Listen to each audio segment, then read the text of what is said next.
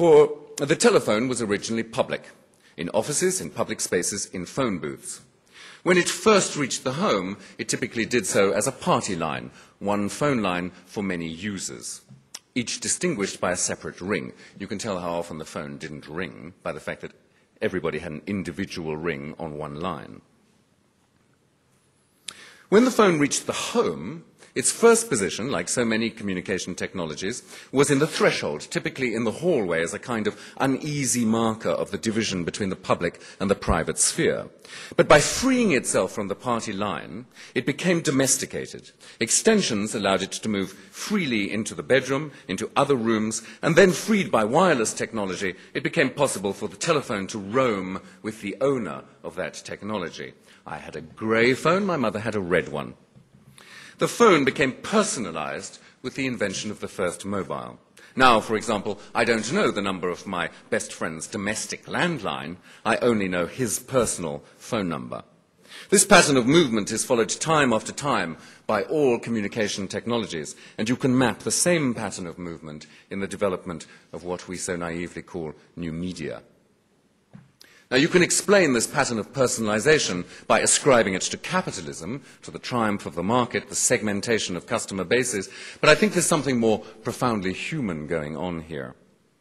The story that I'm about to tell you is, like all stories, dependent on your position for its truth. If you'll excuse some simplification, it seems to me that we can divide the history of television as a medium and a form into three generations: my mother's, mine, and my son's. For my mother, when television arrived in the 50s, it was a technology without history. It appeared as revolutionary. In fact, like almost all technology, it was evolutionary. Its technology was mysterious, new, perhaps related to film, and the form of programs on television derived from other technologies and traditions: the movies, the theatre, the radio. Television at this time was a window on the world, a modernist project which explained the world to its audience, the world as it really was. This was the era of television as a social instrument, the era of the rise of the public broadcaster, what we in Britain would call Reithian television. The voice of television was the voice of the status quo.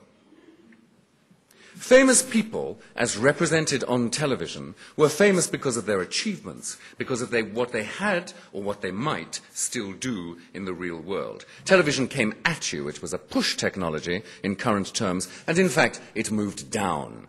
It came from a position of power and moved down to the people. It is in this period that the means of reception, the screen, the set, begins to be domesticated, and it drifts from the shop window into the living room. But my generation, the generation which came of age in the early 80s, we grew up with television. Entirely domesticated, it had moved into our space, and it appeared in bedrooms, in kitchens, even in one of my best friend's homes, I thought rather charmingly, in the toilet. It had a history of its own, and it had a culture of its own to which we could refer. It had already codified its conventions, its form, its genres. And in this generation, fame began to share airtime with celebrity, people who were famous because of the amount of media exposure they had gained. And since television programs started to provide exposure in an unholy alliance with the dark arts of marketing, it was possible to become famous for being on television or being in the media. We were the first generation, after all, who had grown up as the subject of audiovisual media. The Super 8 movies, the early videotapes which my father used to film all those important events in my life.